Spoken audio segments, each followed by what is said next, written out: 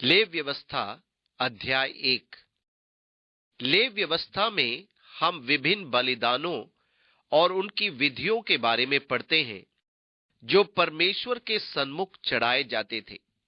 ये विधियां आज हमारे लिए अनजान है, क्योंकि ये पुरानी वाचा की व्यवस्था थी जो अब हटा दी गई है। परमेश्वर ने हमारे साथ उससे भी उत्तम वाचा बांधी है। पुरानी वाचा में पशुओं का बलिदान था, परंतु वो सिद्धि प्रदान नहीं करता था। एकमात्र कार्य जो पुरानी वाचा कर सकती थी वो ये था कि वो उस बलिदान की ओर संकेत करें जो हमें परमेश्वर के सन्मुख परिपूर्ण सिद्धता में ले आए। पौलुस इफिसियों को कहता है, प्रेम में चलो जैसे मसीह ने भी तुमसे प्रेम किया और हमारे लिए अपने आप को सुखदायक सुगंध के लिए परमेश्वर के आगे भेंट करके बलिदान कर दिया। इफिसियों 5:2। मसीह हमारे पापों का ही बलिदान नहीं था, वरन वो परमेश्वर के लिए सुखदायक सुगंध का बलिदान भी था। जो बलिदान परमेश्वर को चढ़ाए जाते थे वे सुखदायक सुगंध के बलिदान और पाप के बलिदानों में विभाजित थे। सुगंध के बलिदानों को हवन कहा जाता था। 1:13। सुखदायक सुगंध के 3 बलिदान होते थे। इनके बारे में हम बाद में चर्चा करेंगे, परंतु उनमें होम बलि थी जो संपूर्ण समर्पण के लिए होती थी। अन्न बलि परमेश्वर की सेवा के लिए बलिदान था। मेल बलि का उद्देश्य था परमेश्वर के साथ संगति हो। ये सुखदायक सुगंध के बलिदान थे। पापों के भी 2 बलिदान थे, पहला पाप बलि, दूसरा अपराध बलि। आगे चलकर हम इन दोनों पाप बलियों में अंतर देखेंगे। लेव व्यवस्था के अध्याय 1 पद 3 में मुख्य बात यह है कि कोई भी बलि या भेंट जो आप परमेश्वर को चढ़ाते थे वो स्वयं की इच्छा से होना चाहिए थी। मनुष्य ने जब परमेश्वर की संगति को त्याग दिया तब वो उसकी स्वयं की इच्छा से था। इसलिए आवश्यक है कि परमेश्वर के पास सहभागिता के लिए लौटने की इच्छा भी उसकी स्वयं की स्वतंत्र इच्छा होनी चाहिए। अतः परमेश्वर चाहता है कि मनुष्य अपनी इच्छा से उसके निकट आए। परमेश्वर किसी को मजबूर नहीं करता कि वो उससे प्रेम करे। परमेश्वर अपनी उसकी सेवा के लिए भी किसी पर जोर नहीं डालता है। दान देने के लिए भी परमेश्वर बल का प्रयोग नहीं करता। ये सब आपकी अपनी इच्छा से होना चाहिए। जब पशु का बलिदान किया जाता था तब बलि करने से पहले उस पर हाथ रखने होते थे, जिसका अर्थ था कि आप अपने स्थान पर पशु को बलि चढ़ा रहे हैं, अर्थात वो पशु आपके स्थान पर मारा जाता था।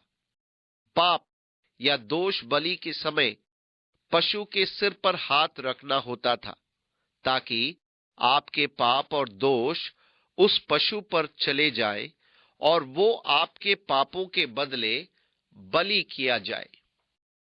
होम बलि में भी पशु पर हाथ रखने का अर्थ था कि परमेश्वर के सन्मुख आपके स्थान पर पशु बलि किया गया है। प्रतीकात्मक रूप में आप परमेश्वर के लिए बलिदान किए गए हैं, जिसका अर्थ था परमेश्वर के लिए संपूर्ण समर्पण, और वो उनके लिए प्रायश्चित करने को ग्रहण किया जाएगा। लेव व्यवस्था 1:4। ये महत्वपूर्ण है कि हम पुराने नियम के प्रायश्चित और नए नियम के प्रायश्चित शब्द में भेद जाने। पुराने नियम का शब्द प्रायश्चित इब्रानी शब्द कफार से आता है, जिसका अर्थ है ढांपना।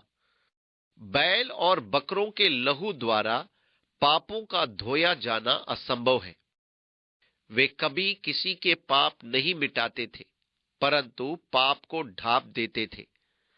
मनुष्य के दोष छिप जाते थे, मिटते नहीं थे।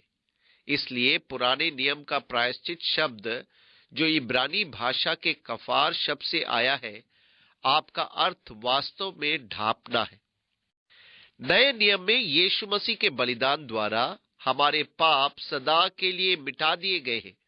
अतः परमेश्वर की नई वाचा जो उसने यीशु मसीह के द्वारा बांधी अधिक उत्तम है। जब आप पुराने नियम की वाचा और विभिन्न बलिदानों की तुलना करते हैं, तब हमें यीशु मसीह के बलिदान के लिए कितना आभारी होना चाहिए, जिसके कारण परमेश्वर से पुराने रूप का संबंध आगे को न रहा, परंतु यीशु मसीह में नई वाचा के द्वारा रद्द हो गया। बलिदानों और वाचा का उद्देश्य था कि परमेश्वर के साथ संबंध बनाने का आधार स्थापित किया जाए। परमेश्वर ने जब मनुष्य को बनाया था, तब उसके मन में एक ही विचार था कि वो उसके साथ संगति करे। संगति अर्थात एक हो जाना। मैं परमेश्वर के साथ एक मन हो जाऊं, मैं परमेश्वर की इच्छा को पूरा करूं। बाइबल कहती है, यदि दो मनुष्य परस्पर सहमत न हो तो क्या वे एक साथ चल सकेंगे? आमोस 3:3। क्या मैं वास्तव में परमेश्वर के साथ चल सकता हूं यदि हम परस्पर सहमत न हो? मैं परमेश्वर के साथ वास्तविक संगति नहीं कर सकता यदि मैं परमेश्वर के साथ परस्पर सहमति में नहीं हूं। परमेश्वर ने मनुष्य को अपनी संगति के लिए बनाया, परंतु मनुष्य ने वो संगति आदन की वाटिका में तोड़ दी। उसने परमेश्वर की इच्छा के विरुद्ध फल खा लिया था। पाप के प्रवेश के कारण परमेश्वर से संगति टूट गई और मनुष्य परमेश्वर से दूर हो गया। परमेश्वर ने चाहा कि उसकी संगति को पुनः स्थापित करे, परंतु परमेश्वर के विधान को तोड़ा गया था। इसलिए परमेश्वर ने कहा, जिस दिन तू उसका फल खाए उसी दिन अवश्य मर जाएगा। उत्पत्ति 2:17। अतः यहां आज्ञा तोड़ी गई और उसका दंड चला आ रहा है।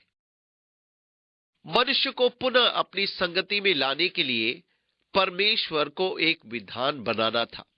अतः परमेश्वर ने पुराने नियम में बलिदानों का प्रावधान किया, जिसमें मनुष्य के स्थान पर पशु को मृत्यु दंड दिया जाता था।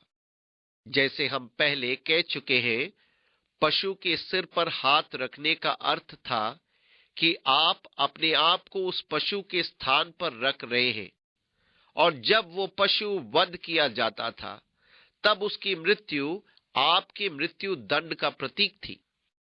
वो पशु आपका प्रतिकल्प होता था और उसकी मृत्यु के द्वारा आपके पाप छिपाए जाते थे।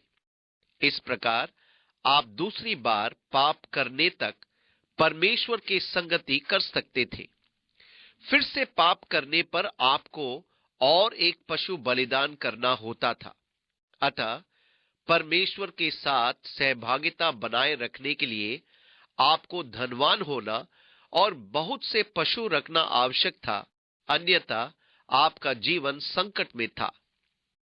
वो वाचा मनुष्य को परमेश्वर के साथ पूर्ण एवं सिद्ध संगति प्रदान करने में सफल नहीं हो पाई थी। वो तो केवल उस दिन की ओर संकेत करती थी जिस दिन परमेश्वर अपने इकलौते पुत्र को भेजे कि वो हमारे पापों के लिए मेमना बनकर बलि हो जाए। पतरस ने कहा, तुम्हारा छुटकारा चांदी सोने अर्थात नाशमान वस्तुओं के द्वारा नहीं हुआ, पर निर्दोष और निष्कलंक मेमने अर्थात मसीह के बहुमूल्य लहू के द्वारा हुआ। पहला पतरस 1:18-19 पद।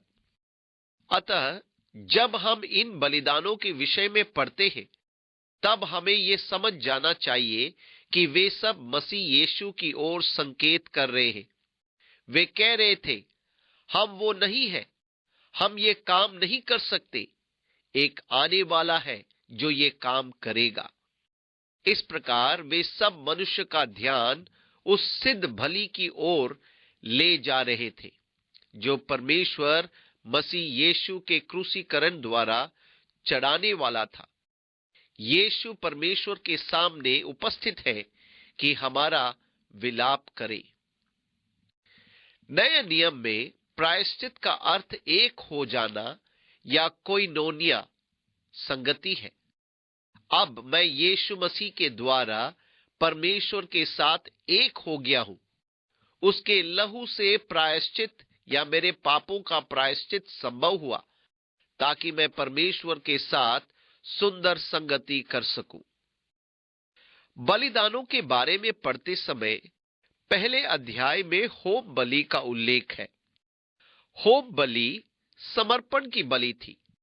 यदि मैं पूर्ण रूप से परमेश्वर को अपना जीवन समर्पित करना चाहता हूं तो मुझे याजक के पास एक बैल लाकर उसके सिर पर हाथ रखना होते थे। याजक बैल का वध करके उसके लहू को वेदी के सींगों पर उंडेलता था। तब उस बैल को वेदी पर पूरी तरह जला दिया जाता था। मांस के जलने का धुआं ऊपर उठता था और वो परमेश्वर के लिए सुखदायक सुगंध होता था।